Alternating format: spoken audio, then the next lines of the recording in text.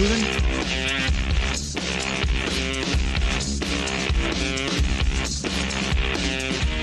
I don't have to tell you things are bad. Everybody knows things are bad. Everybody's out of work or scared of losing their job.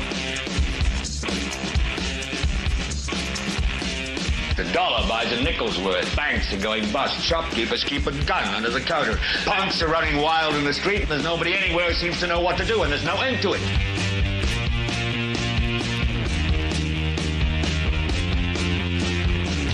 The air is unfit to breathe, and our food is unfit to eat. And we sit watching our TVs while some local newscaster tells us that today we had 15 homicides and 63 violent crimes, as if that's the way it's supposed to be. We know things are bad, worse than bad. It's like everything everywhere is going crazy, so we don't go out anymore.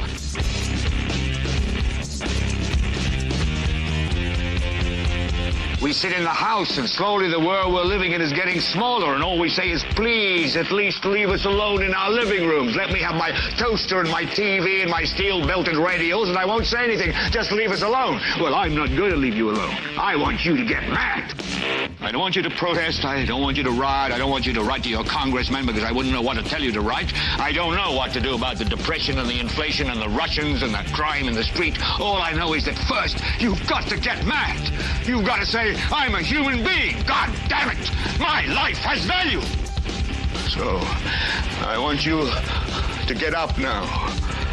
I want all of you to get up out of your chairs. I want you to get up right now and go to the window, open it, and stick your head out and yell, I'm as mad as hell, and I'm not going to take this anymore. Well, hello there, ladies and gentlemen, and welcome. Sorry we are late. I was on the phone on a conversation that I felt that I needed to have, and while I'm not going to go into the details of that conversation or tell you yet or I'm not ever going to tell you who I was speaking with, because I don't do that, I will tell you it's not the first phone call that I've had since Monday, and it was a phone call that spawned directly because of the commissioners meeting on Monday. And it's like probably the sixth or seventh like-minded phone call that I have had since Monday about being truly inspired by Brand. Running and being involved, and then him being just an absolute boss at the meeting. And I'm telling you, I'm making this statement right here. This is absolutely a movement. It is a train. It is a tank. Whatever kind of weird ass metaphor you want to make for it. Whatever the metaphor you want to use for it, it is that. And I'm just telling everyone now, and when I mean everyone, I mean Shannon Henry, Sherry Riggin, and Eugene Whitehead, and Piper, and Dan Flanagan, and Mokel, whoever needs to hear it. There is room on board. There is room on board of the train. Get on the train or lay down in front of it. One way or the other, the train is coming through. And here's the deal. I get, because I have someone that oftentimes, I saw that GW said that Brand was real chummy with Dustin Clark, and I get people who ask me all the time, how do you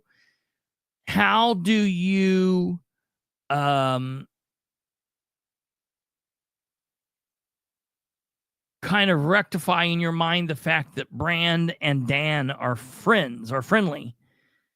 And I say this, if you watch how Brand operated, okay, Brand operates kind of like a robot, like a machine. It's not an emotional aspect of things. It's just going through the motions. And I think that he would speak to just about anybody. He's going to speak to everybody that will speak to him. And I think that anyone's going to get the same level of baseline Brand politeness. And I think that's the thing. The bottom line is, I don't care who the man is friends with, who he gets along with. I just care how he governs. And the thing is, there are a lot of things that I think and I agree with that Ridenhour thinks and agrees with. There's just a lot of things else. It's kind of like a Venn diagram. There are places where we overlap, obviously, but then there are a lot of places outside of that circle.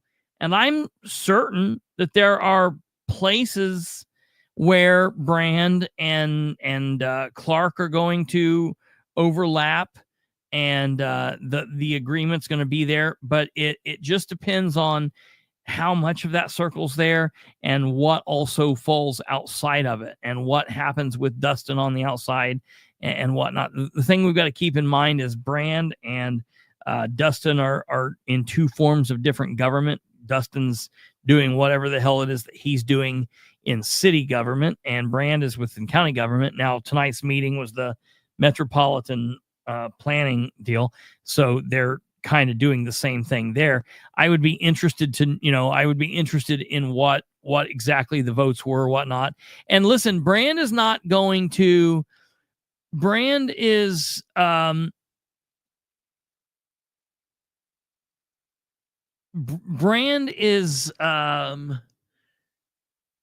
vote on things that I don't like and I don't agree with.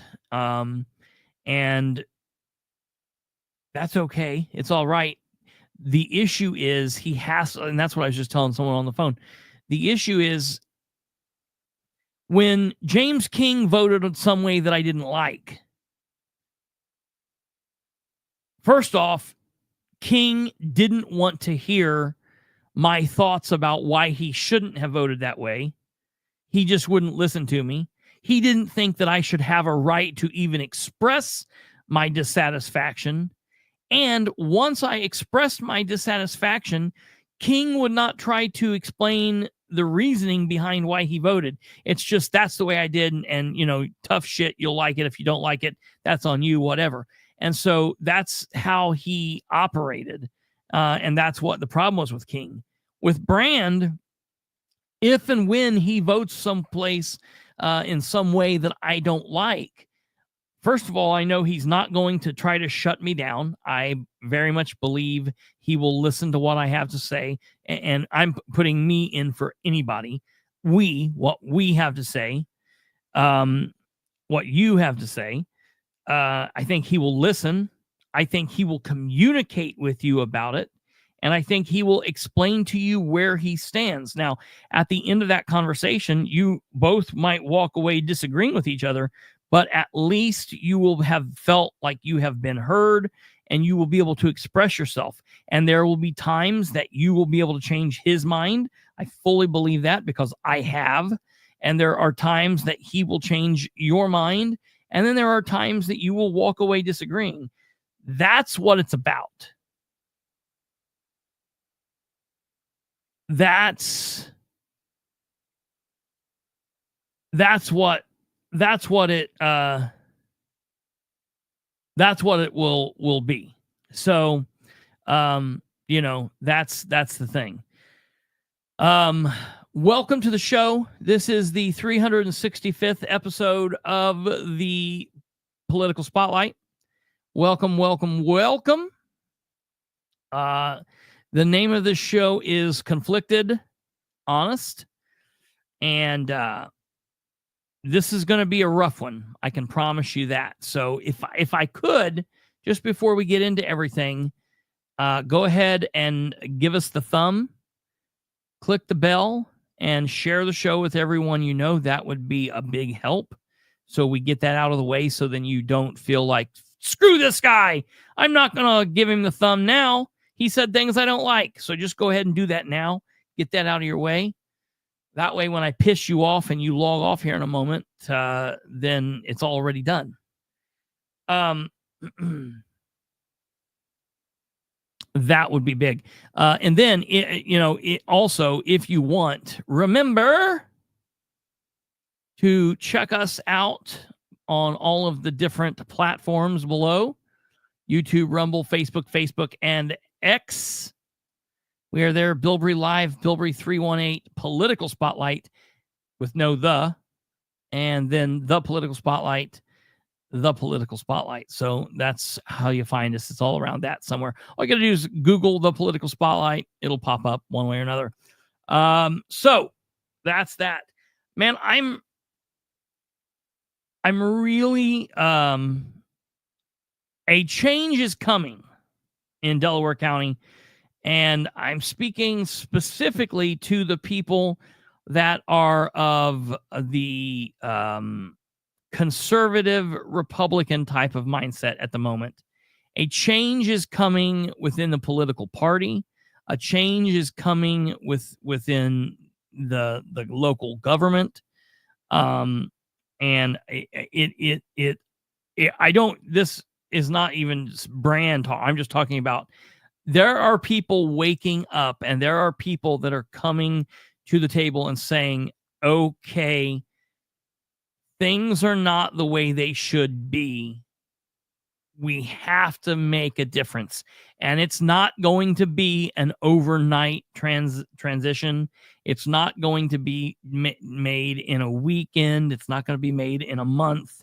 It's not going to be made in a year. It's not going to be made in one election cycle. It is going to be a process that happens over a slow crawl time period, but it is happening. And I think it's going to be faster than what maybe other people would have thought at some point. So that's that.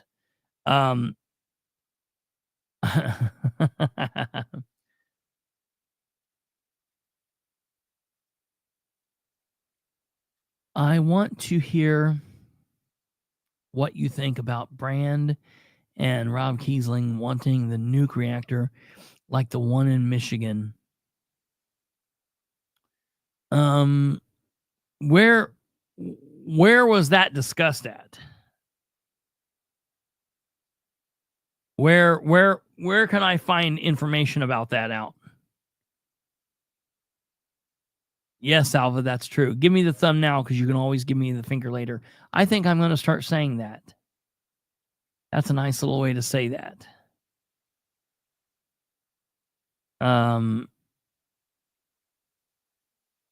Yeah, I'm interested in what exactly. I've heard, maybe you've mentioned it before, but I think I've heard other people. I was told it was said in his Friends of America.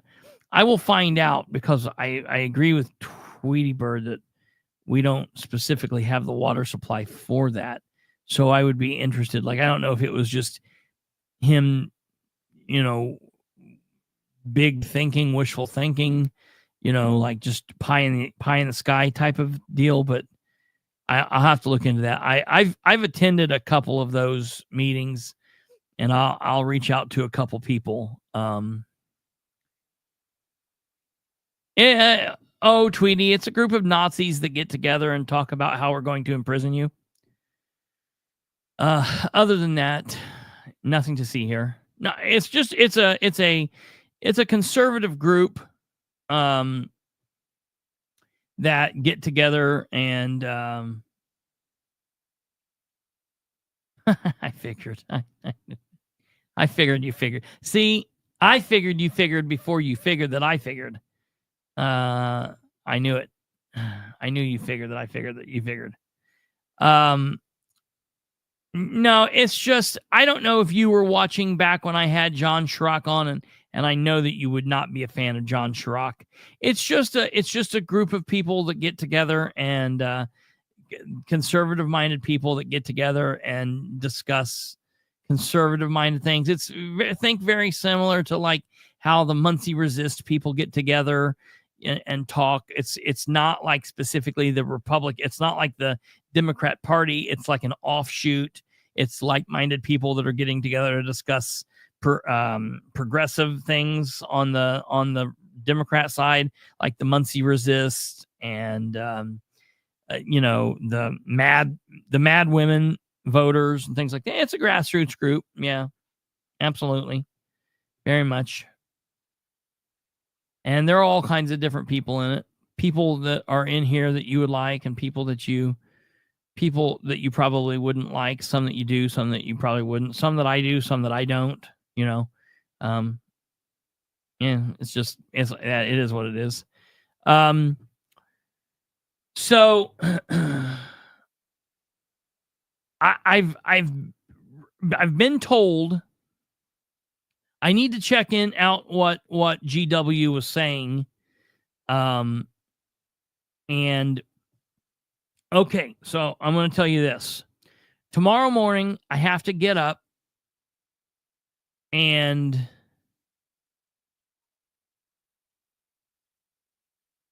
I don't know that it's Tweety Bird. It's not like government officials.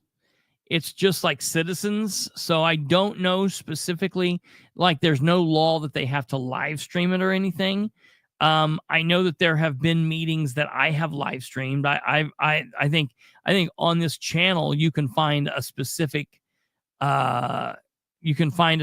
meeting that I attended that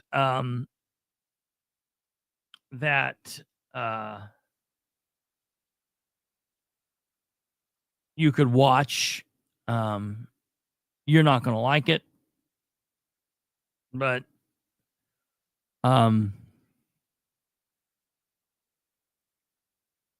what was that thing called? I'm trying to think what the damn meeting was called. Anyways, I'll find it for you and send it to you. It was a meeting with John Schrock, and I can't remember what we called that thing. I typed in John Schrock, but it didn't come up with his name solely. So that clearly wasn't it. Oh,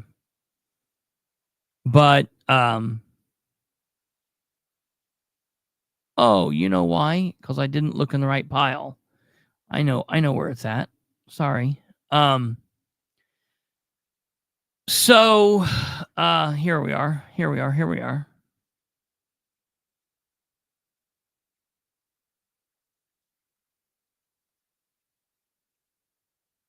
How to fight back against the out-of-control Indiana state government war on farms and food.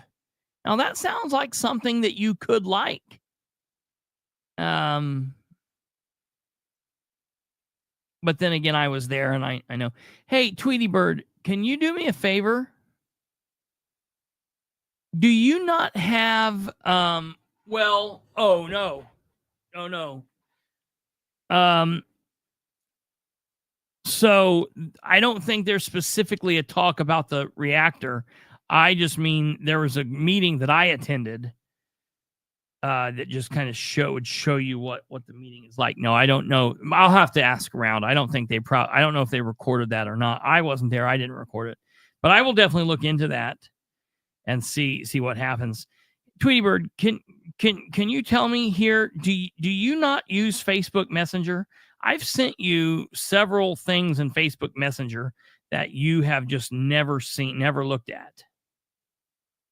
You've never received them. Like I just sent you the link to that video in Facebook Messenger. And I don't know if you can get it there or if I have to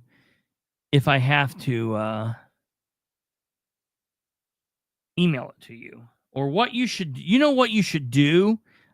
What you should do is you should email me your cell phone number so I can text you directly. And so then you can text me things so we don't have to email. I hate emailing more than anything. And I tell people to email all the time, but I hate email because it's a pain in the ass for me to do. Nope, I can't get in. Oh my God. Okay, so here's what you need to do. If you get a chance, if you're comfortable with this, email me your phone, your cell phone number. I will never give it to anybody. I've never released who you are. I won't do that. And no one will ever get it. I'll put you in under Tweety Bird. I won't put you in under your name. I'll put you in as Tweety Bird, so no one will ever know. I've got a whole list of phone contacts of weird names. If people found, like, if someone found my phone and they were able to get in, I've got it like way locked down. But if they were able to get in, my phone's so locked down sometimes I can't even get into it. But if people were able to get into my phone, I know someone would think that I was a drug dealer because I've got like Fats and Little Joe and Corner Man and Miami and like Columbia and Tweety Bird. Like they would think that I was a drug dealer. And I'm like, nope, I talk to freaks that want their identity kept secret. So Candyman. No, Candyman is my drug dealer. So that is definitely that one's real. I better get a burner phone. It sounds like a setup. I wish I could talk all of my friends into all of my sources into using Signal, so we could act like we were like CIA and real like Sean Ryan, who today I got an email to Weed Whacker. Ooh, today I got an email from the guy that blew himself up in front of Trump Tower, and it's an anti-gravitic nonsense. Sometimes I think people buy into their own bullshit a little bit too much. I don't know. So now that we've got everybody loosened up and we're all feeling good, and I watched that. Oh, God. Tell me what you think about that. Space Cat. So that would be interesting to get your take on that podcast that you said that you watched. Weed Whacker, that's Brandon. Brandon's the Weed Whacker. I think Brandon, I'm going to try to talk Brandon into coming back to us at one of these points and getting on and talking to us about state government coming up. We've had a conversation lasted about all day, Brandon, Kate, and I, about different things about what's going on at state government. And he's just about at the point where he's ready to come back and have a chat about what's going on at the state government. So we'll see. But hello there, Brenda. Welcome. Man, and everything's been going so good. I almost don't even want to talk about what I'm getting ready to talk about. I forget who I was talking to the other day, and they were like, yeah, just don't talk about that. It'll blow. Was it Kate? Did you tell me not to talk about something because it would blow over soon? No, it wasn't you. I don't think she would say those words. And I don't know who it was. Someone told me the other day, they're like, yeah, just don't. It'll. Oh, I know who it was. Busy work for this. Yes, Clinton. Good deal. So for a good fun time, who wants to talk about, God, I know once I say it, like there's no going back. I'm going to just take this second and go ahead. Keep hitting those like buttons. Hit those like buttons real quick. Let's just get it done. Like, because here it goes.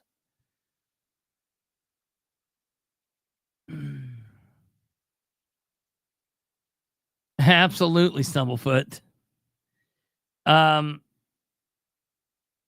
So, are you all ready to have the conversation about the homeless man that died and then the homeless man that got arrested for the bread and the cookies? Ready to have the conversation about that? Like grown adults who have differing opinions and different political opinions. And are you ready to have a serious, tough discussion and be real? And here's what I want to talk to you about it. Okay, so I don't know if everybody is aware of what I'm talking about or not. If you've been anywhere on, Kate's not aware. See how easy it is to live in Winchester over there in the east, where there's a total block off from anything going on over here, and you don't have to hear these horror stories that we have. So I'm trying to figure out the best way to approach this from going back in time from when it happened. So, okay. I guess probably the best way. Here's what I want to do.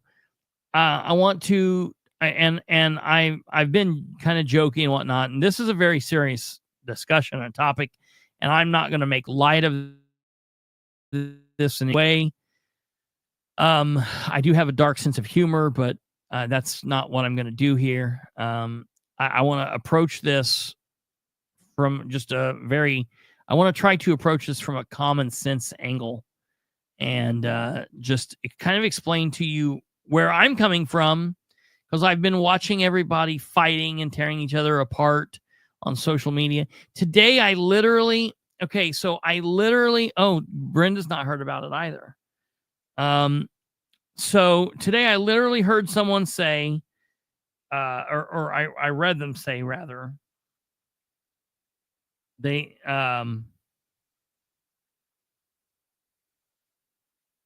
someone said, just FYI, if you comment about convicted child molesters being child molesters in a specific group, you will get your comment deleted and banned. Oh, God, are you seriously leaving?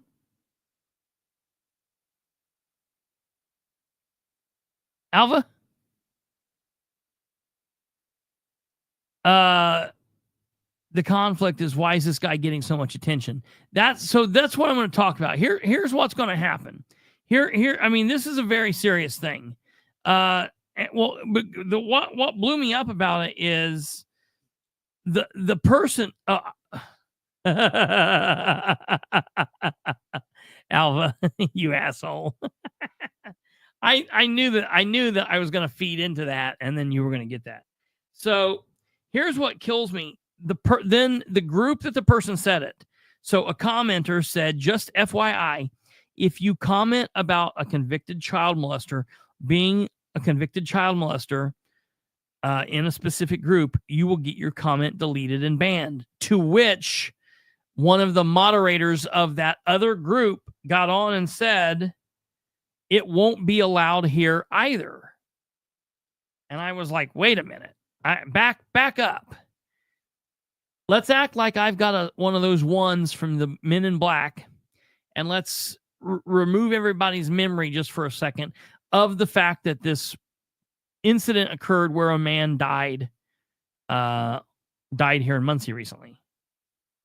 And let's take us back to a couple months ago when everyone's going crazy about these pop-up Chris Hansons that are going out and stopping these pedophiles and whatever. And everybody's into it. And everybody, like nobody agrees on anything, but everybody agrees that child molestation is bad, right? Like that's one thing that we can all agree on. Nobody is going to be like, yay, go child molesters, So it's a weird thing for me to hear someone say, if you say that a convicted child molester is a convicted child molester, that will get you banned. That's nuts. Okay. That's a nuts comment to make.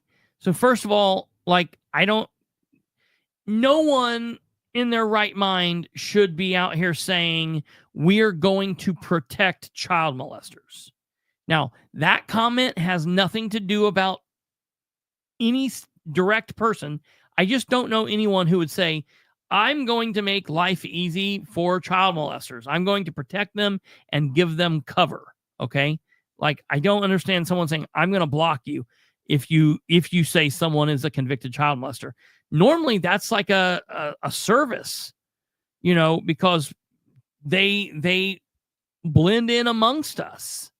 They're put on lists for a reason, to alert the community, hey, this is who these men and women are. They are registered sex offenders for a reason. Okay, now let's talk about what happened here. Yes, Space Cat, that's the thing. So now let's have the other talk. Homelessness. Everybody hates the fact that people are homeless, and everyone, you think about that sucks. Now there's a difference of opinion in people on how that should be handled, what should be done, who's to blame, and what you could have. There are whole industries built up around. There are whole industries built up around trying to understand homelessness in America, homelessness around the world, how they got there, how you help them, who's to blame, what's all of that. Okay. Like it's a whole big industry. So, obviously there are a lot of issues that fall into why someone could be homeless. There could be societal issues. There could be specific issues happening in a city. There's, obviously the big one that a lot of people like to leave out, personal responsibility aspect of it, things like that. And then there's a lot of discussion on what should be done. How much should a city or a government do? How much should the state do? How much should the county do? How much should the United States government do? We need to do more for United States servicemen that are homeless. Yes, lots of people get behind that. Now, do you hear people say United States should do more for drug addicted homeless? You don't hear as many people say that. Are those people still people? Are all people people? Okay, I think it's pretty safe to say that all people are people.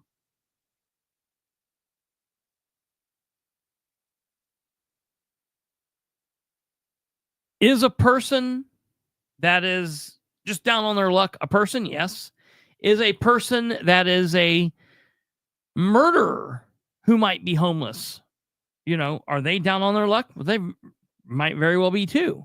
Are they going to be looked at the same as someone who, is not a murderer, who's in the same predicament? The scale is going to be balanced. Should it be? Should it not be? Those are all ideas for someone bigger than me. I'm telling you, the thing that I don't understand is that more people don't understand the idea of being conflicted. I feel like people don't like the fact that there is conflictedness going on with this. Okay. Yes, that happens all the time. Cops murder folks all the time. Not really part of what this conversation is about, but I'm glad that you're starting to understand that cops murder people. that does happen.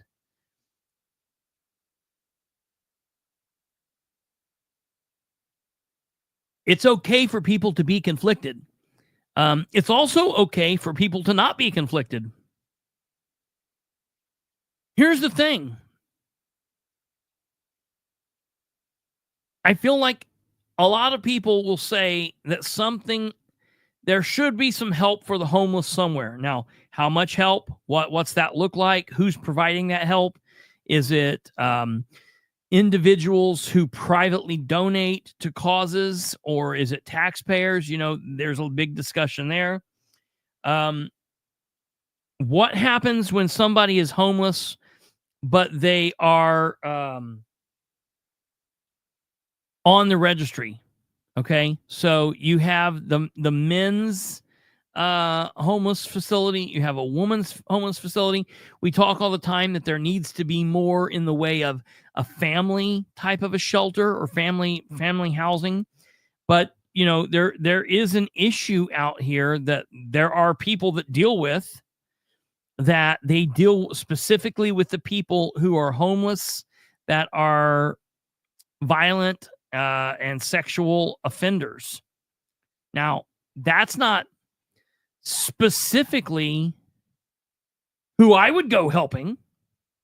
If I was like, my life's mission is to help the homeless people, I'm not immediately going to ping on going to help the sexual offenders. That's not going to be my first. I'm not going to make a beeline to help those people first. I would probably, where my mind and my heart is, I would probably go help those veterans that are homeless.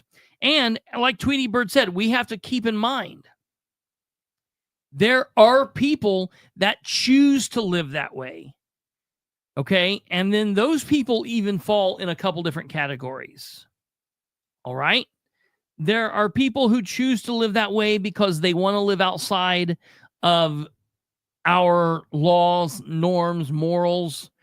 And if we want to go back to our school days, like, what is the other one? Morals and mores. Isn't that the thing? There's two different things. I always liked saying that. You don't ask them what their crime is before you hand them a plate of food. Absolutely. And most people are not going to do that. I think what the deal is, I think what a lot of people are confused about is how all of a sudden this man has become made a martyr, and that you literally have people going to bat, bashing other people because they're saying, wait a minute, I don't understand why we're elevating this man up to this high level. He was a child molester that molested his 14-year-old stepdaughter. Like, this is not the man that I want to lift up. Like, the other thing is, everyone acts like this is the first time that it's been cold in Muncie, Indiana. This is not the first time it's been cold in Muncie, folks. Hell, it's been a lot colder for a lot longer, years and years and years ago. Remember, in case anybody hasn't said it to you all, back in 1778, we had a blizzard that lasted for weeks and weeks and days and days.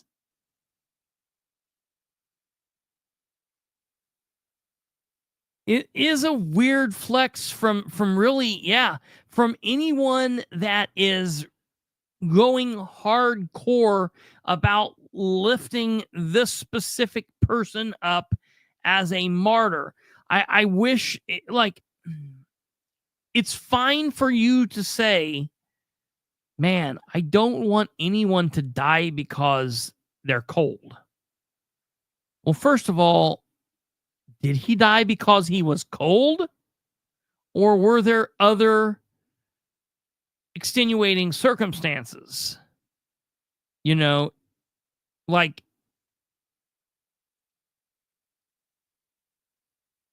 never been another homeless person in Muncie who's died. Yeah, that's the other thing. This is not the first homeless person that's died.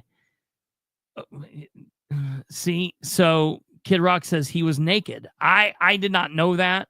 Why would you be naked? Like, why would you? Why would he be naked? That's an interesting factoid that I have somehow missed. That the man was naked. Okay, so let me find out where this is. I'm going to put this up so we can take a look at this.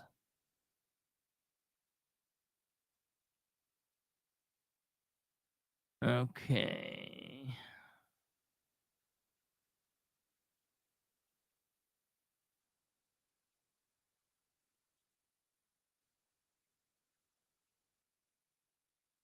Let me find it here.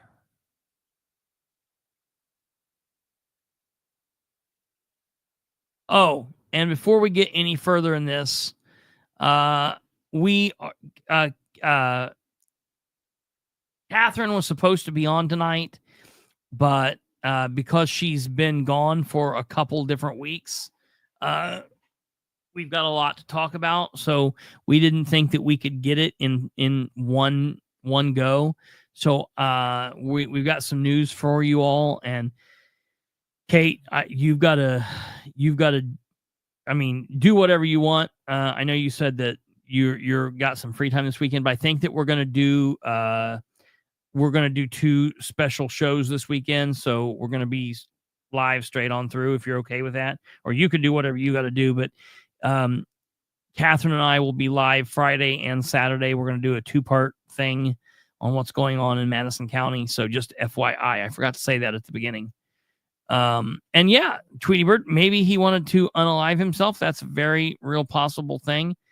That's very possible. Hypothermia generally do that. When someone goes into hypothermia, that will make someone start to feel like they are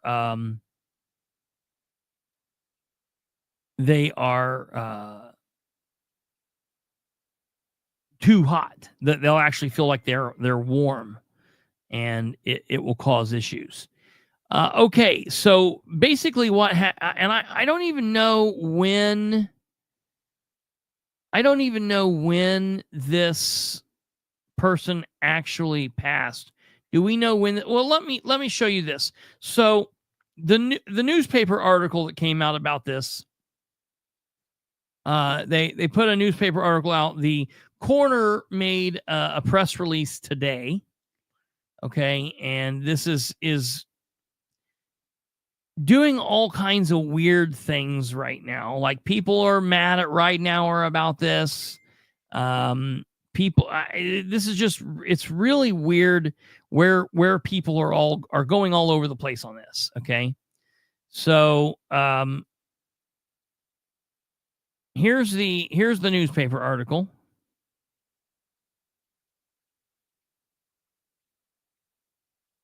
From the Star Press, coroner, homeless man died as a result of a heart attack.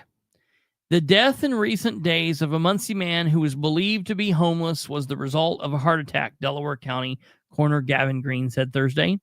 Sunday's death of 57-year-old George Dewey Harding II prompted speculation that he had died as a result of exposure to the cold weather. However, Green said an autopsy conducted Tuesday at IU Health Ball Memorial Hospital reflected that Harding had suffered a heart attack caused by significant blockages in his coronary arteries. The results of a toxicology test are pending. While the extreme cold weather conditions are noted in this incident, it cannot be conclusively determined at this time whether cold exposure directly contributed to his death, Green said in a news release. According to the coroner, Harding was found lying unclothed on the ground near Dr. Martin Luther King Jr. Boulevard and Hackley at 7 a.m. Sunday. A caller told emergency dispatchers that Harding appeared to be unable to move and was exposed to the snow and was red in color. City police and Muncie Fire Department EMS arrived at the scene. Harding was taken by ambulance to the hospital. While being evaluated in the emergency department, Gavin said Harding went into cardiac arrest. Despite over 40 minutes of resuscitation efforts, medical staff were unable to revive him, and he was pronounced dead at 8:32 a.m., the coroner said. Green said his office extends condolences to Harding's family members and friends. We remain committed to providing answers through a thorough investigation and ensuring transparency in the community, he said. Harding had at times been identified as being homeless in recent years. In an online tribute, a friend recalled Harding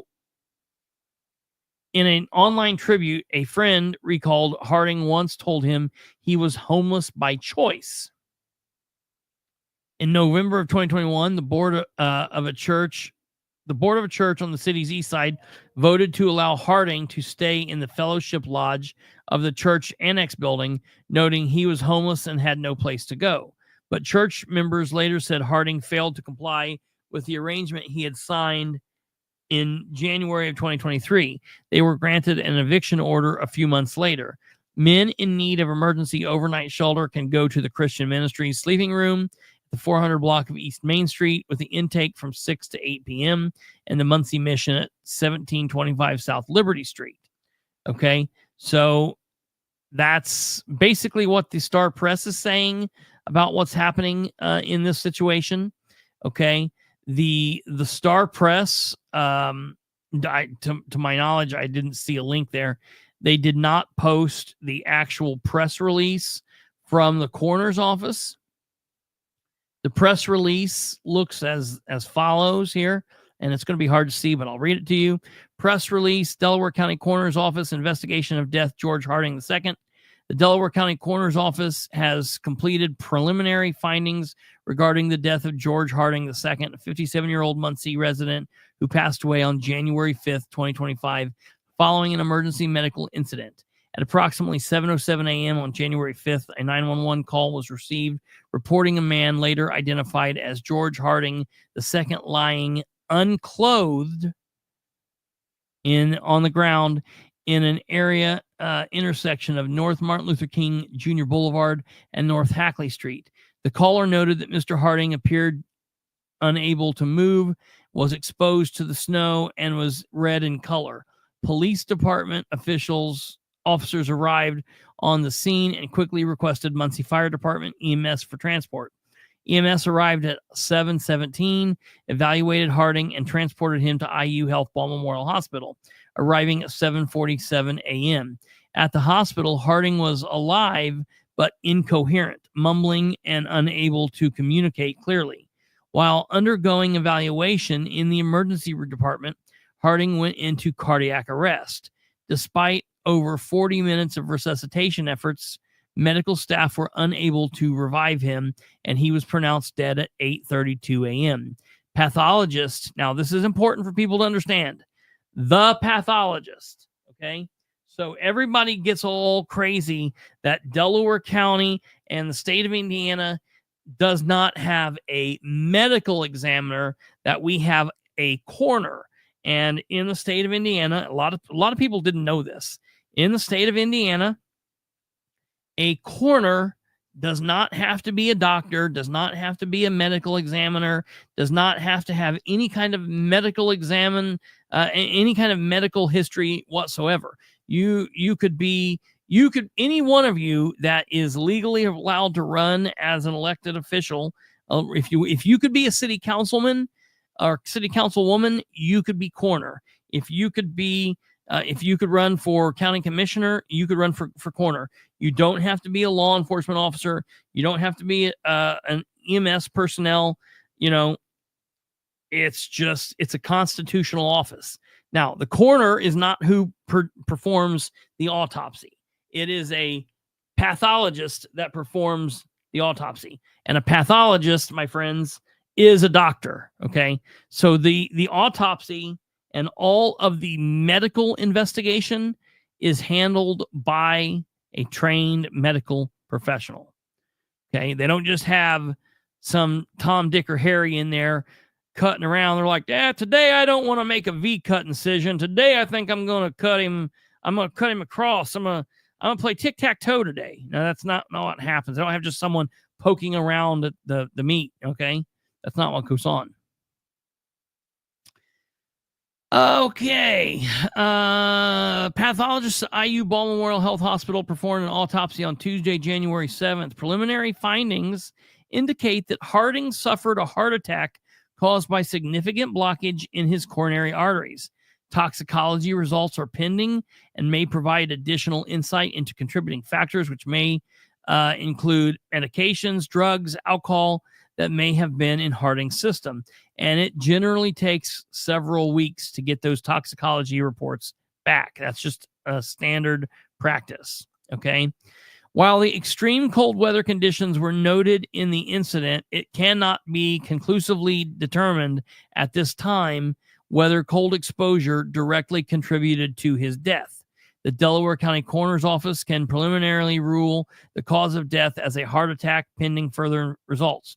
Timeline of events: 7:07 initial call, 7:17 EMS arrived, 7:40 Harding was loaded into the ambulance. 7 minutes later at 7:47, he arrived at Ball Hospital. 8:32 pronounced dead. Our office extends our condolences to the family and friends of Mr. Harding during this difficult time, said Gavin Green, Delaware County Coroner. We remain committed to providing answers through a thorough investigation and ensuring transparency to the community. For further inquiries, please contact the Delaware County Coroner's Office at 747-7724. Okay. So they put that out. All right. And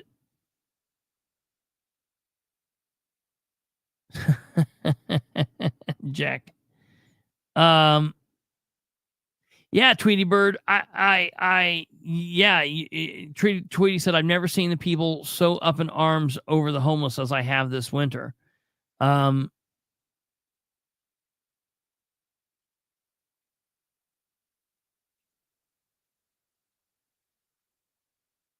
Guarantee there will be no follow-up by the city on this.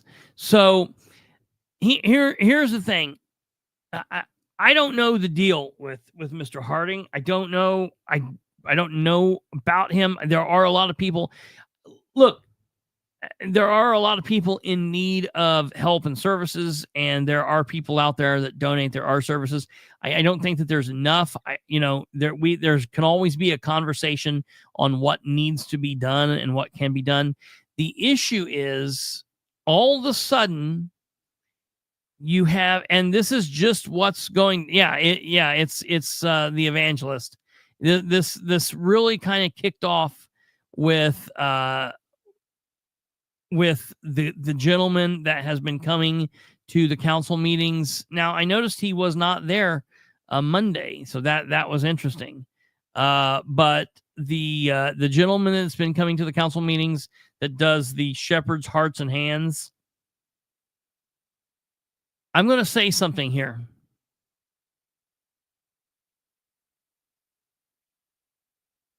And it's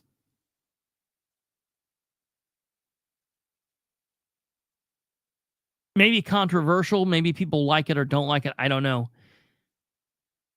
We all have this. Everybody has this. And I think that someone specifically, when they've worked around people very long, a lot of people work in law enforcement, people who like doctors and lawyers and just really anybody that's kind of like really hardcore into people watching and just kind of listening and being aware of what's happening to others in the world. You develop the ability to like kind of get a read, and you shouldn't judge a book by its cover, yada yada yada, all that. Okay, but you have that innate ability to kind of like, ooh, my gut's telling me maybe I should be aware of the situation.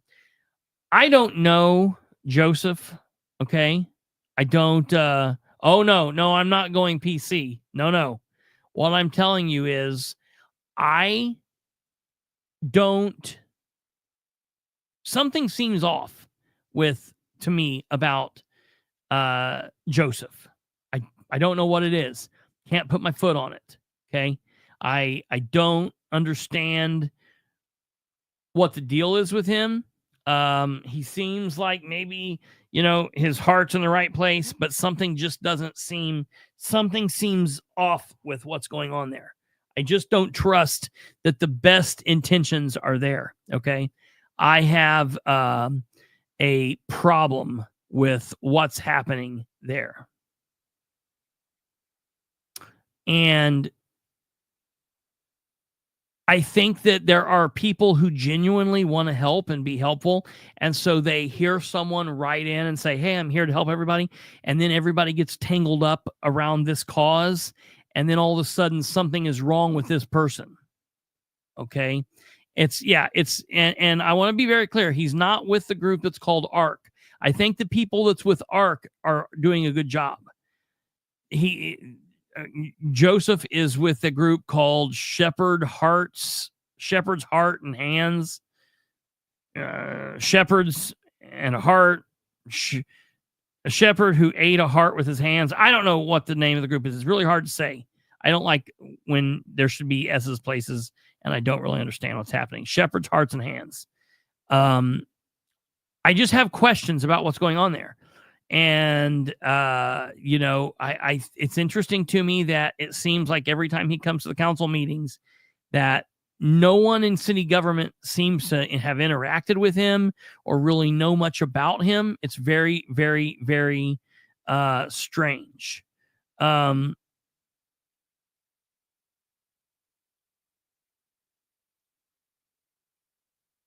That's right. That's right, Alva. Absolutely. Absolutely. Because there was a specific woman who was somehow housing, I guess, a bunch of people who were on the registry, but then all of a sudden, like the last couple of years, she's not been able to. So when that happens, when that housing goes out, they go someplace. Okay. So Shepherd's Hearts and Hands was the first group that put out this like memorializing this gentleman. Now, I don't know. I mean, that's up to everybody. That's up to each and every individual what they want to do and who they want to say. And if they're like if this guy was a friend of theirs, fantastic. You know, whatever, that's good.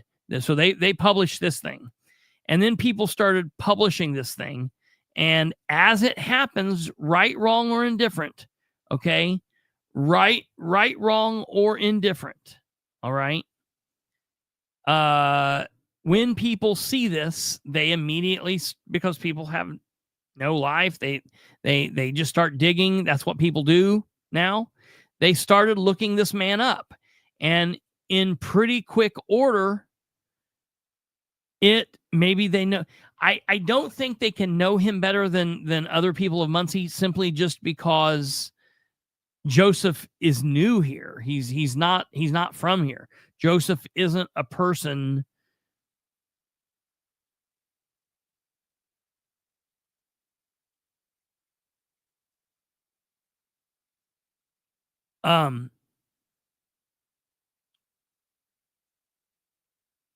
Yeah, I've heard a lot of people say that what he does when he goes around, he's exploiting the homeless people because he's filming he's filming he's filming these people and putting them like right on camera without asking them if they want to be on camera, without telling him first what they're doing. And there's a lot of people that are concerned about what's happening there. Okay. So yes, Tweety Bird. Yes. That person. And so, then people started looking into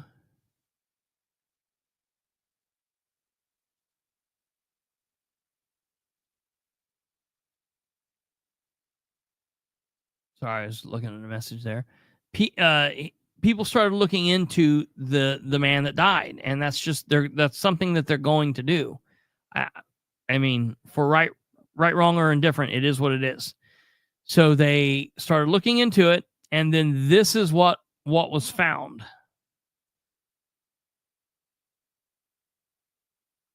Harding and MM is the victim. Okay, this is the facts of his criminal case. Harding and MM's mother began dating in 2002 and married 2 years later. Sometime in 2007, all three began living together in Muncie, along with MM's two siblings. In September 2007, when MM was 14 years old, 41-year-old Harding would enter MM's bedroom during the night and feel MM's chest and vaginal area over her clothing.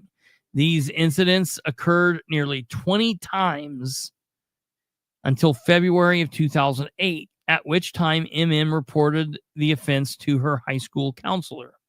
After hearing about these incidents, MM's mother ordered Harding to leave the residence. A report was filed with Child Protective Services, and the authorities interviewed both Harding and MM. Thereafter, the state charged Harding with 2 counts of sexual misconduct with a minor. The 2 charging informations were worded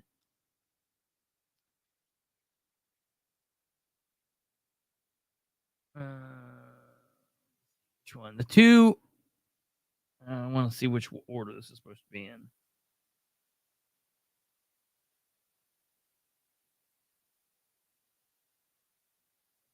And then, okay, then this. Okay. Oh,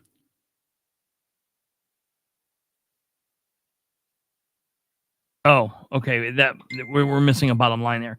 The 2 charging informations were worded the same and read as follows.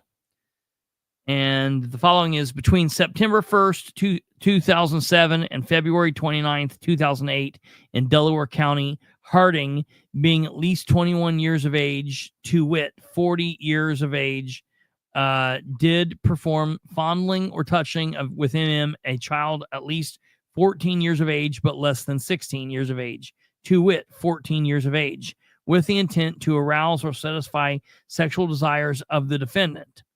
At a jury trial that commenced on November 9th, 2010, the trial court informed the jury in its preliminary instructions that count 2 is the same offense which is charged in count 1. It just happened simply at a different time. Different offenses need to be established between time frames. The prosecutor stated during opening arguments that the evidence would establish that Harding did this over a period of 15 to 20 times, and that the fondling occurred in different ways on multiple occasions. MM testified that the fondling occurred approximately 20 times between September 2007 and February of 2008. Although Harding did not commit these acts every night, they happened on several occasions. MM also testified that some nights Harding would touch only her chest, at other times he would fondle her vaginal area, and at other occasions he would touch both areas. MM was also afraid of Harding. The prosecutor argued during closing argument that the evidence showed that Harding fondled MM between 15 and 20 times during the period spanning September of 2007 and February of 2008. The prosecutor also explained to the jury that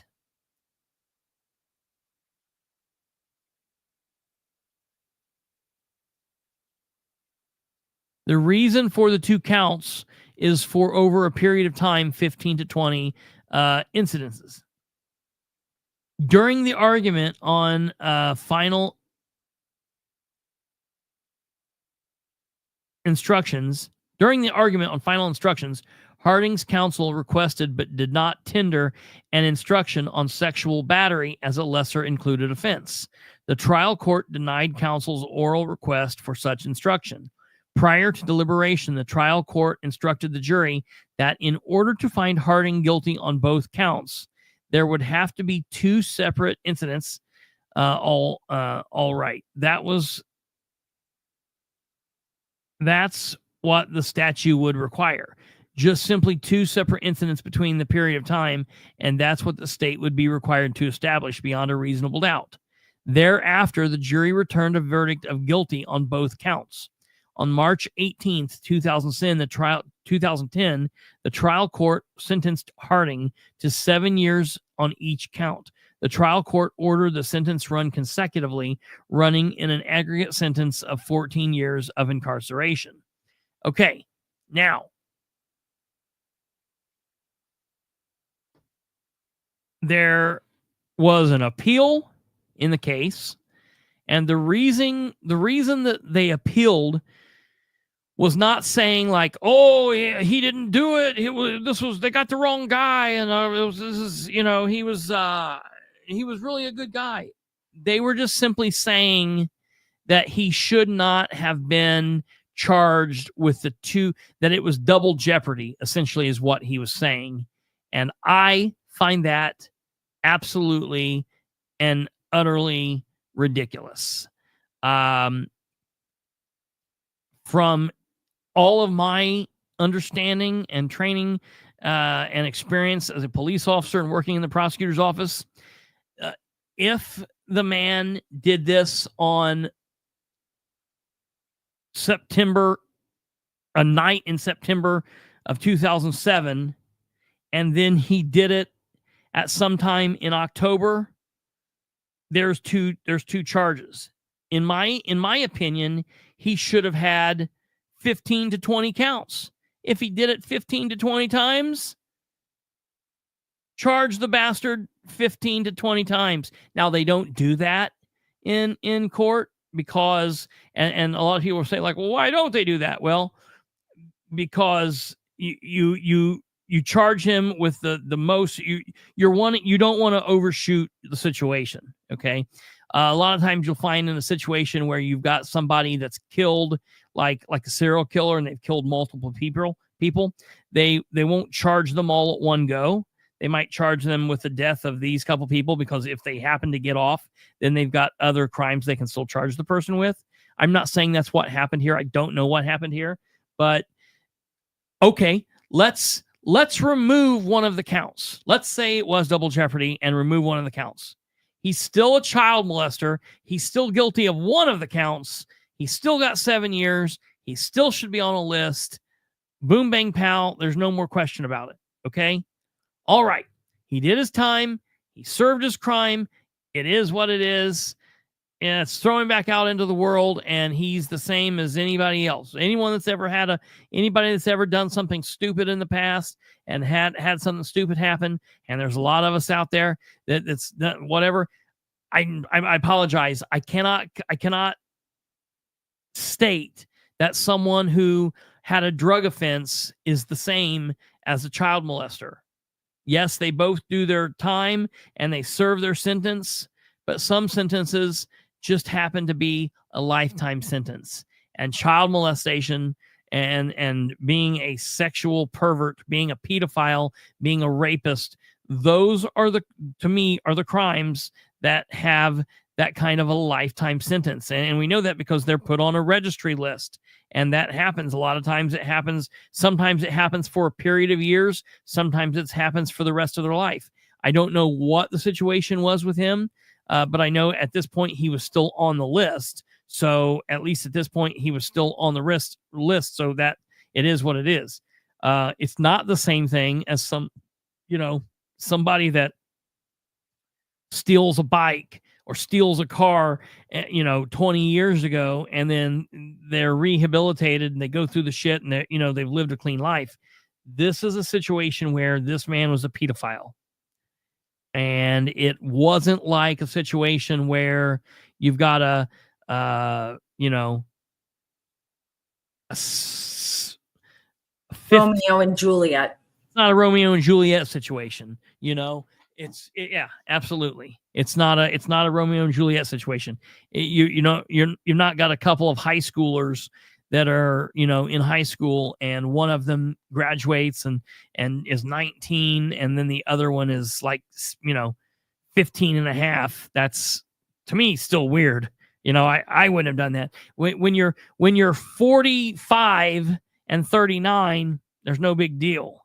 You know, when you're that same age difference, when somebody's 15 and someone's 19 or 20, that's still weird. That's weird. It's just, it is what it is. Okay.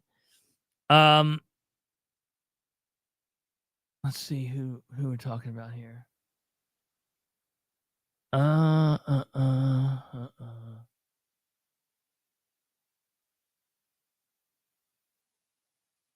Let's see. Who, Tammy, what are you saying there? Who blocks who? Are you talking about the, are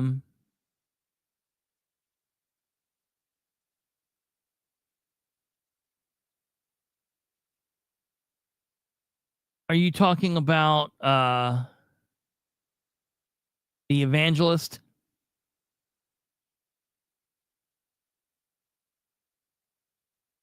Yes, the type sizes change on the document, Tweety Bird, because it is a legal filing, and that happens in the legal filings when you look at like appellate cases. That stuff happens because of how they put in footers, or when they put in what's happening now versus what happened in the original trial court. The trial court things are always, the original trial court's always smaller and set off differently. So that stuff is always set differently. Yes, Tammy, you are right. I've heard that from multiple people, that anytime someone attempts to ask Joseph a question, if he thinks that the question is somehow trying to, I guess, question him on something, instead of just talking, he blocks it. I think that's very strange. If there's not going to be transparency in what's happening there, that's a problem. So the bottom line to all of this is, now you have people who are literally tearing each other apart, and you've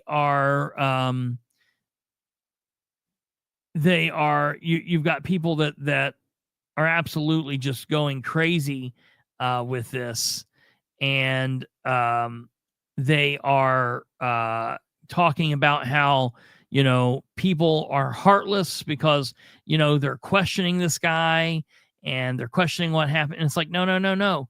Look, it is okay. Let's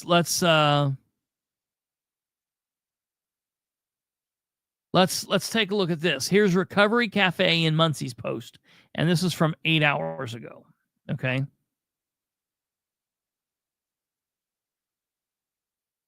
This says, we have watched with heavy hearts as the community tensions has escalated in response to George's passing. Initially, we hoped to remain silent and let the storm pass, but the recent hateful things being shared about him compels us to speak out, as he is no longer here to defend himself. George had his struggles. I'm sorry, but child molestation is not struggles. That's when someone can't even look at the situation factually. I have a real issue with that. He didn't have struggles. He was a child molester, and a past he wasn't proud of. That's good. He should not be proud. Who's proud of being a child molester?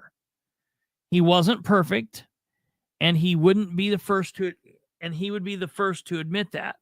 But he was so much more than his struggles. It devastates us to hear the community reducing him to that homeless guy. I don't think people are calling him that. I think they're calling him that child molester, because he was so much more than that. It breaks our hearts that his criminal past is still being held against him. He served his time and tried to move on, but society wouldn't let him. It is deeply painful to see people using his death as a platform to push their own agendas. George was the most agendaless person we've ever met.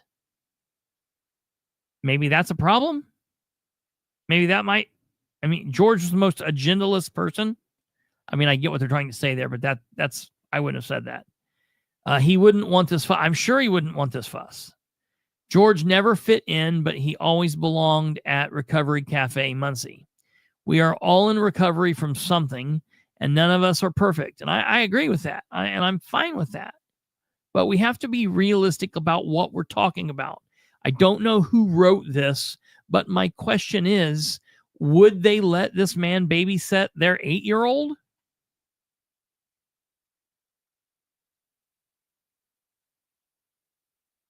Recovery Cafe Muncie will continue to be a safe haven for those who are ostracized by society, because we believe that we are all worthy of love, and with love we can grow. Here's the G. What is this? The G or G? Here's the G or G we knew. George was silly, ridiculous. Actually, he would say the most off-the-wall things. Like, what? I mean, this is weird. I apologize, but this is weird. He would say the most off-the-wall things, but then weave it back into reality in such an ingenious way that it would make you question your own concepts of truth. What? This is weird. He loved the English language, and he liked to misuse words on purpose.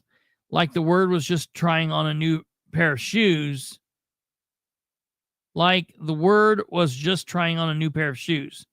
He was an expert in Scrabble and chess, but would welcome anyone to join him. He was a huge music fan, specifically 70s rock, and most specifically Steely Dan. He loved biblical discussions and debates. He loved sports, especially the Minnesota Vikings. He never threw anything away and was extremely creative with what others would call trash. He loved Recovery Cafe Muncie and encouraged his friends to try recovery, but never pushed a soul. Most of all, George was an artist. He would draw for hours and hours every day, sketching intricate doodles on scrap paper, chock full of hidden pictures and meanings that he loved to explain. George was a lot of things to a lot of people, but to us, he was our friend. We will dearly miss him. If you want to celebrate George on Friday, free from the alternative agenda, please join us. Otherwise, please let us grieve and let George rest in peace. Thank you. So, while I think this was a wildly funky, weird thing, I very much agree with the very end of what they're saying. Let them celebrate this man if they want. But other than that, let this man go. Don't push upon us this martyrdom on him. He's not a martyr. You know, you don't want him to see him as his criminal past. That's fine. But don't demand that everyone else see this dude as a hero or as some kind of law. Let me tell you, there are far more other homeless people out there that need help as well. That some of them are United States veterans. I apologize if I'm going to elevate them over someone who was a child molester. I don't understand. So, you know, I'm not going to knock you for wanting to celebrate him, but don't push upon me that I need to celebrate him. And it's okay if other people don't want to celebrate him.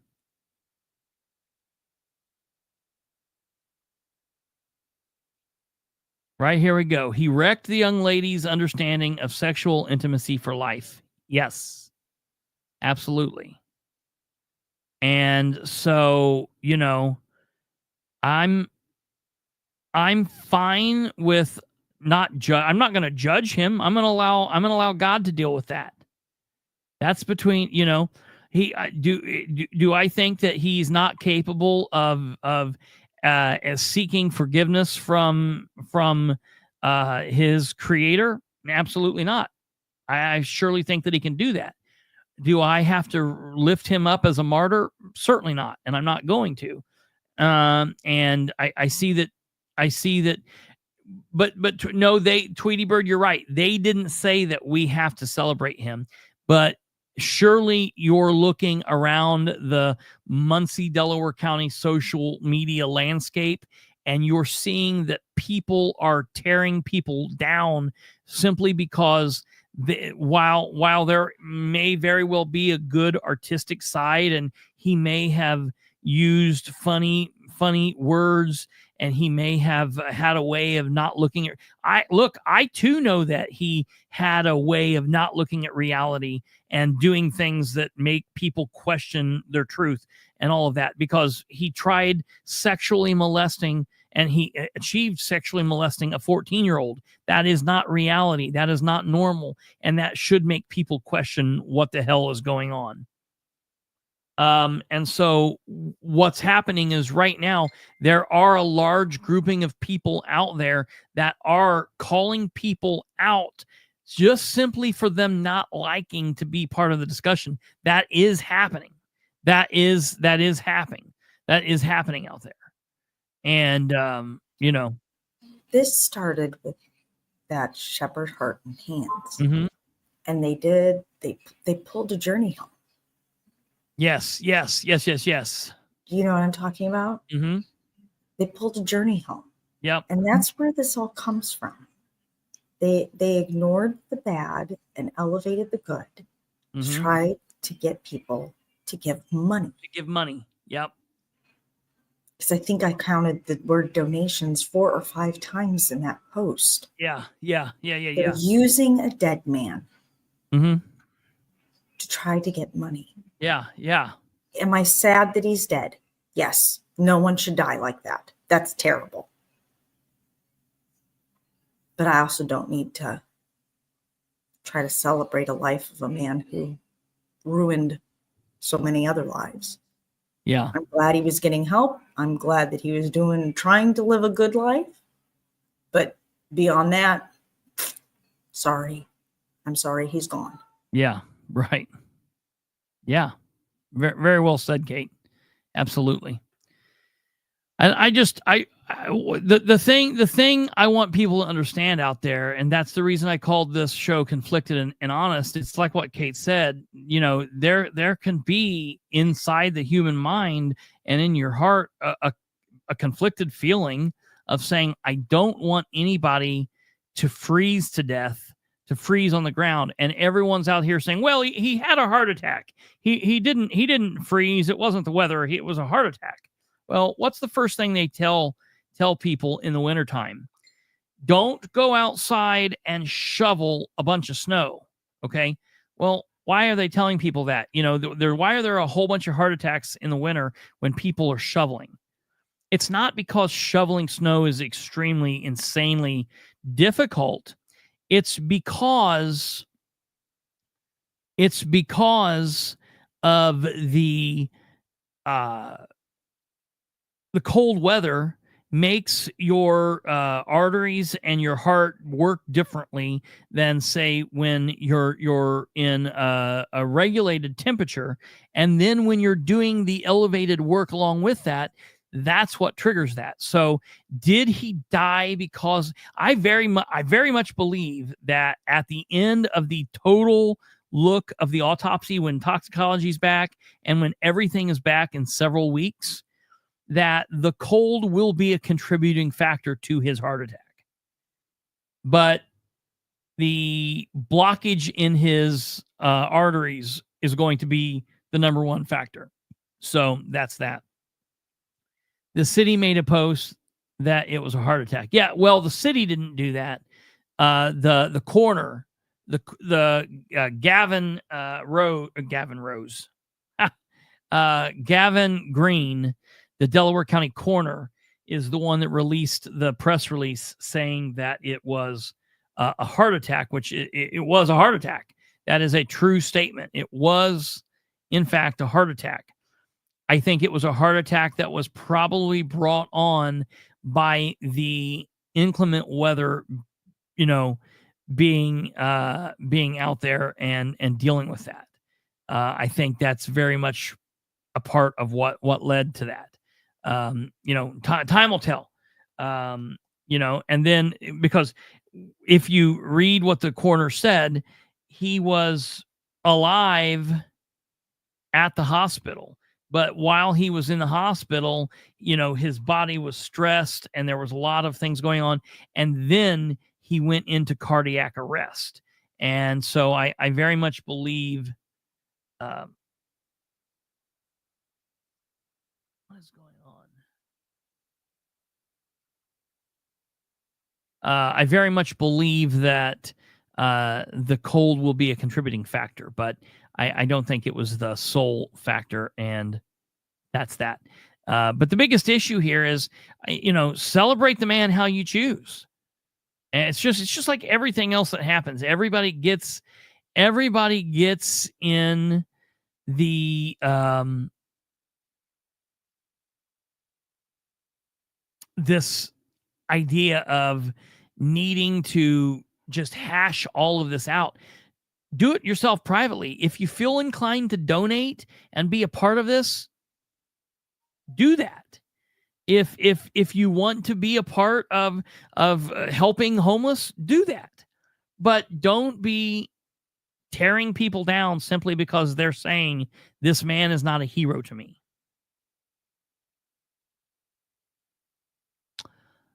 I've not seen anything that said that.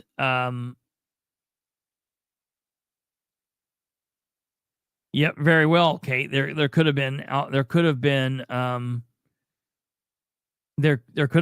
involved. We'll know that. We will know that from the toxicology report. We'll know if there were any alcohol, drugs, and or medication. Meaning, was he under the influence of alcohol? Was there alcohol in the system?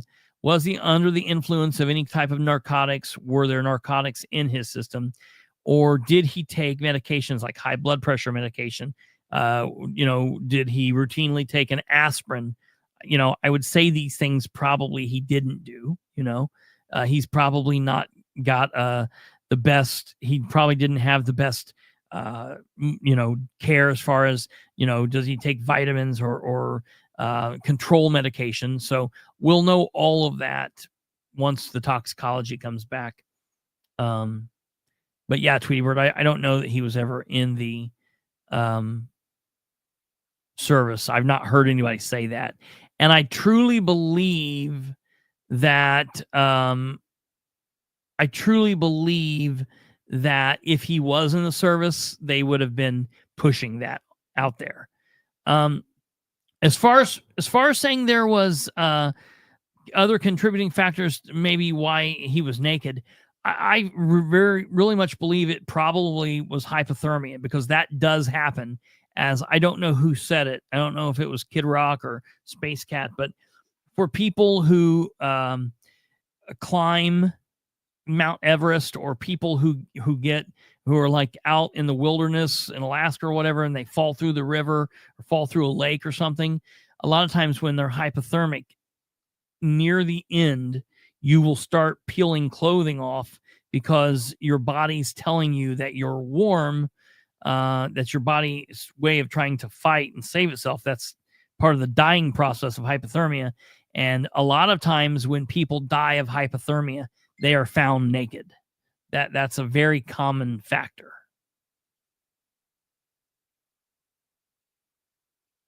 Yeah. Yeah, Jack, I tend to agree with you there. So That's that. It's okay. It's okay to be conflicted. It's okay to have different thoughts. It's okay to not agree on this. It's okay to have different opinions. People just need to be honest, and they shouldn't. Don't try to hide things on this. I mean, he was what he was. Like Kate said, if he's trying to get better, great. But it is what it is, and I just think that it's crazy that it's gotten so big. And then just in ending, the last thing I'm going to say, there's also this story about the man who was arrested, and he was arrested for stealing some bread and a cookie. And also he was a homeless man.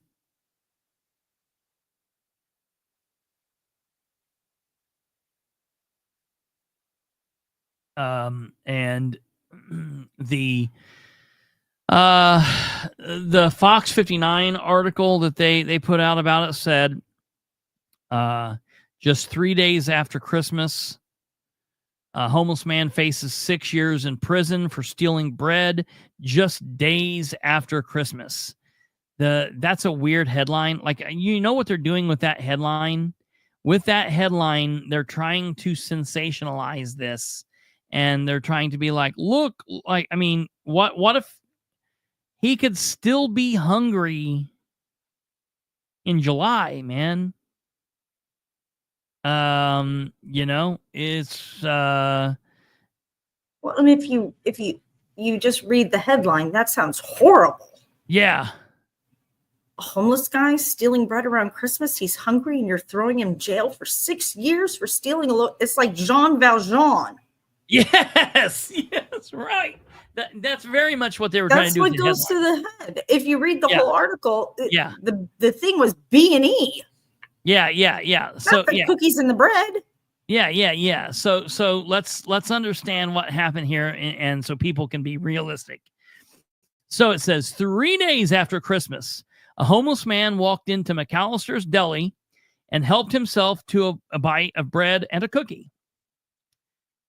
It was in the middle of the night, but a delivery driver left the door open. Officers arrived and handcuffed the man. A manager was asked if he wanted to press charges. He did. On January 7th, the Delaware County Prosecutor's Office filed a level 5 felony count of burglary against the bread thief. Okay, this means Rakeem Johnson now faces up to 6 years in prison for stealing bread and a cookie. No. He faces 6 years in prison for burglary. So here's the deal. People are making this out on the internet to be like, they should have just gave him bread and a cookie. If I was working there, I would have given him the bread and cookie. Listen, me too, man. Yeah, right? It sounds like The Onion. Like, look, if I was working behind a register and a man came in that was homeless and was saying, like, I don't have any money, I need bread and a cookie to survive, I would buy him a meal. I've got no problem with that. I would buy him a meal. This man didn't walk in during lunchtime. He committed burglary. Now, I understand that the delivery driver left the door open. That's kind of a strange deal, because, like, what I don't understand is, was he just walking around trying door handles? That should scare people. Okay. So what happens is, he walks up, he tries the door handle. Oh my God, it's open. Here I go. Listen, it's not the same thing, folks. So all of the people that are out here talking about how everyone's heartless and the prosecutor's office is heartless and everyone's heartless. My question is, the reason he's hungry is because he didn't have any money to buy food. So would it be okay for, say, the next time you go on vacation, if we send Mr. Johnson down to your house and have him crawl through a window and take some items from your house? Okay. And I don't know what's going on here with the... No. Not take some items from your house. Yeah. Go into your house, take a loaf of bread and a package of cookies. Well, now wait. Well, because what I'm saying here is, so the point I'm saying is, so he stole the bread and the cookie. So would you be okay with him coming in your house and stealing a bread cookie? So that's question one. Yeah. But the other question is, would you be, these people that think that that's okay, why would it not be okay for him to come in and take, say, your TV, to then sell your TV so he could have money and then he could go buy his food? Wouldn't that be better? Because then he wouldn't have to steal the food from McAllister's at 1 o'clock in the morning. Everyone knows that McAllister's is closed at 1 a.m. I have never left my house after I get off of a live. You know, there are times, sometimes I don't eat until after the live. And I have never left and said, you know what? I'm going to drive to McAllister's and go in and eat there. I don't care if they're there or not. I'm going to drive there and see if the door's open, and I'm going to go in and I'm going to grab myself some food and I'm going to leave some money on the table for them. I've never said that because I know that they're not open.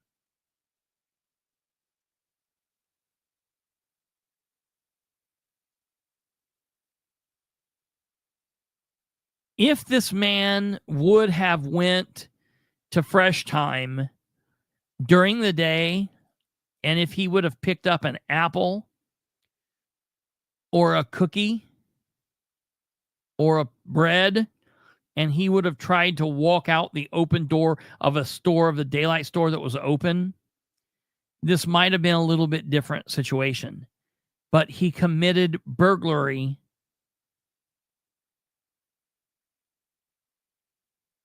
in that's very true, Jack.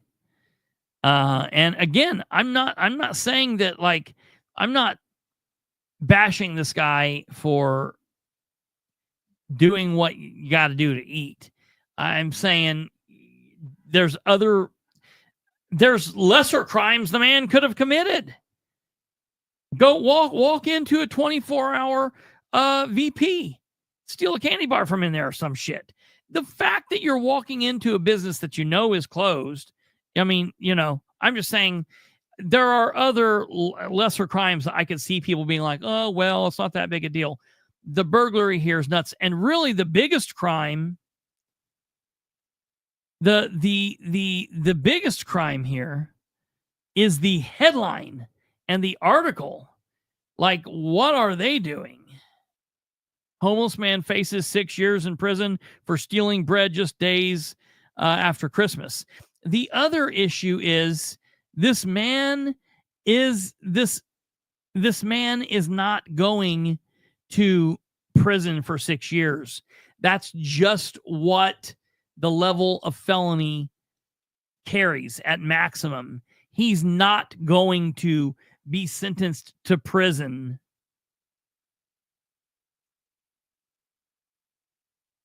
Yeah, absolutely. You're right. That's exactly right.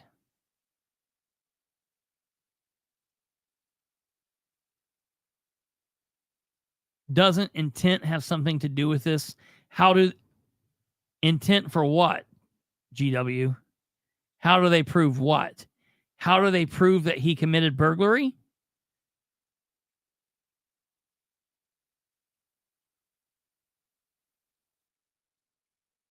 you're going to have to clarify.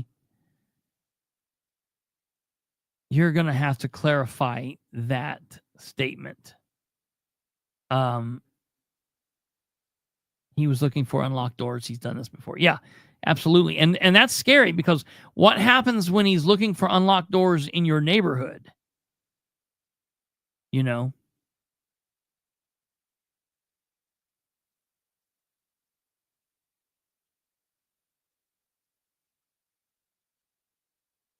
I was assume you're saying, do Christians live by the law or the Spirit? I mean, I think that they're commanded to obey laws by the word. Burglary and his... Okay, so here's the deal. We all know what burglary is, right? I think a lot of people are confused on what burglary is in the state of Indiana. A lot of people think that burglary is stealing. It's not. Theft is stealing. In the state of Indiana, burglary is defined as breaking and entering a dwelling to commit another crime, specifically to commit a felony. Let me show you here.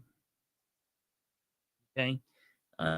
Indiana code in the state in Indiana, obviously, burglary is 354321, and so burglary says that. Let me make sure you can see it here.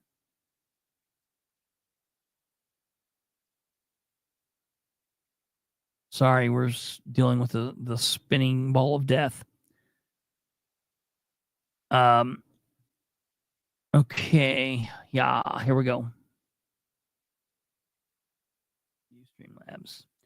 Burglary says that a person who breaks and enters the building or structure of another person with the intent to commit a felony or theft commits burglary, a level 5 felony. However, the offense is a level 4 felony if the building or structure is a dwelling.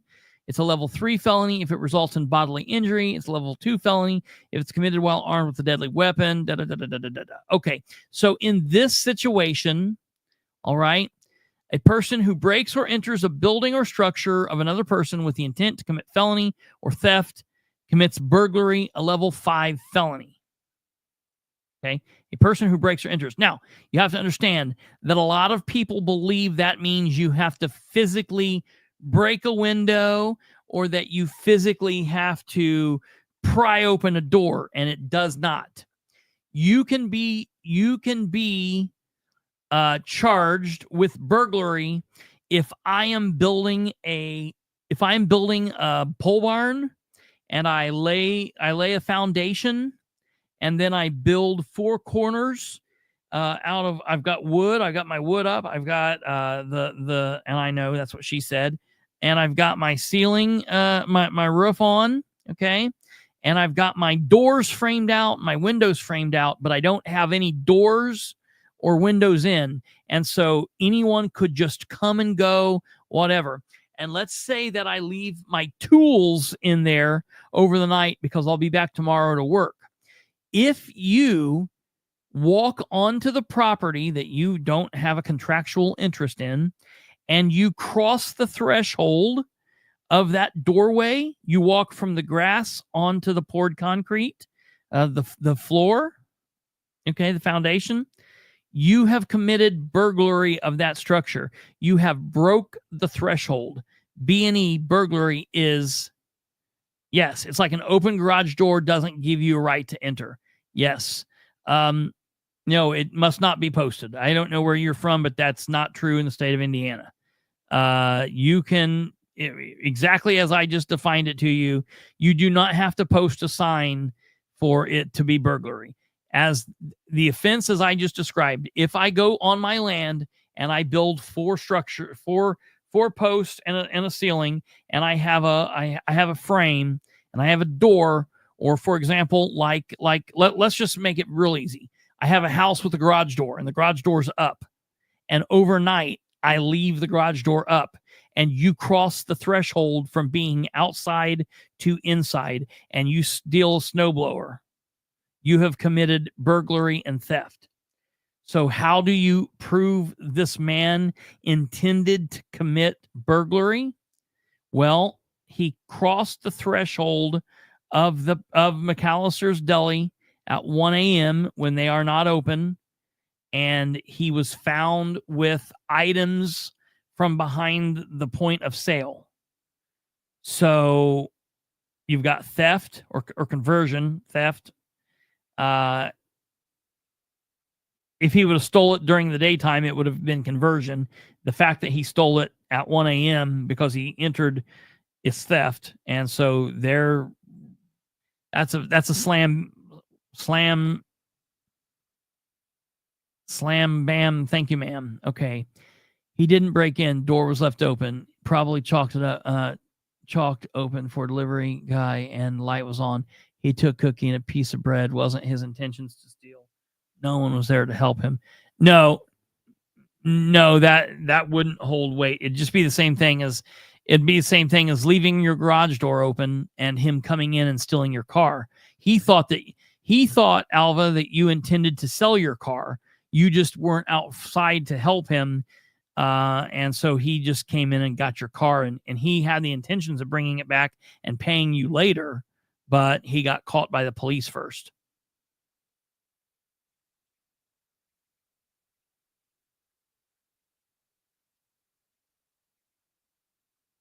What's the castle doctrine?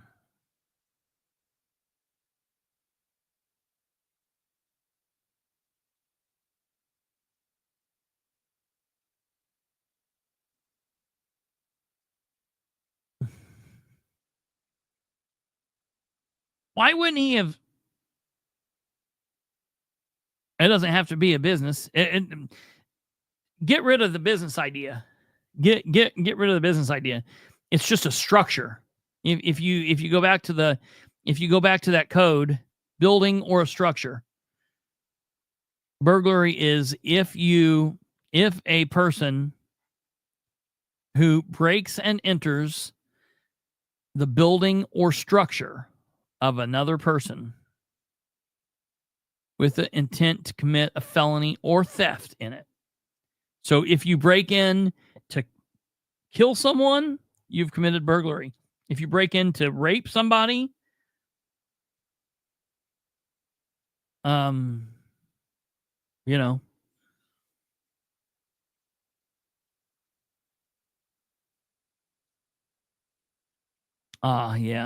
And the hours are clearly posted on the door too. Yeah. Or should be. It's been a minute since I've been felony theft of brunch.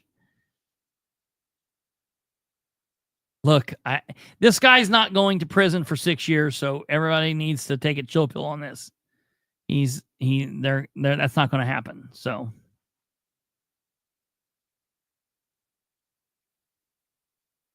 why would he enter a business that is clearly closed?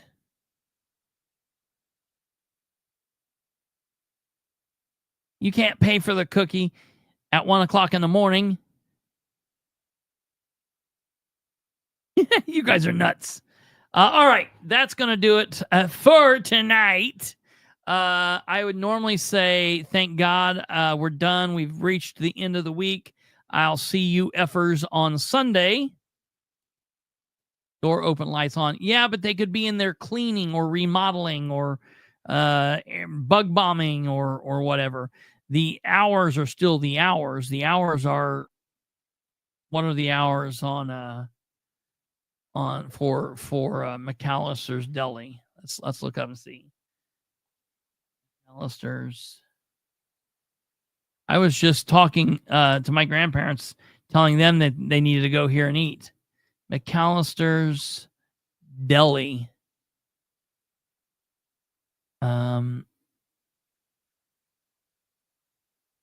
Hours. Okay, here we go.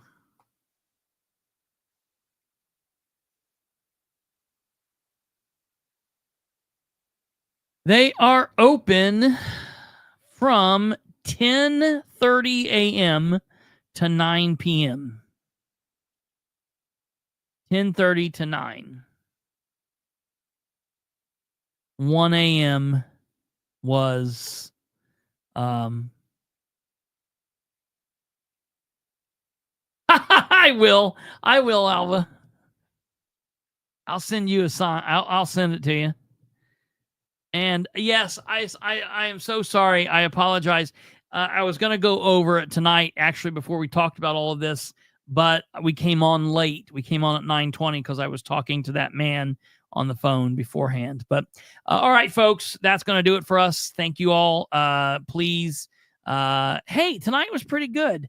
Tonight was pretty good. I think that we got through this. I was really afraid. I was going to just shut the comments. I wasn't going to look. You guys were going to comment. I wasn't going to look at what Kate put up, and I was just going to roll through it because I thought that we were going to duke it out. But I appreciate you guys all doing really well with this comment. So it was a pretty big thing, and I'm glad we had this. And look, I think we're growing as you're growing. And yeah, we will cover that. We will be here tomorrow and Saturday. We have a twofer with Catherine, but I will tell her that we need to do just a few minutes of the sanitary board to get that up because I do need people to see that. So, all right, folks, thank you all very, very, very much. You guys have a good evening. Even Jack.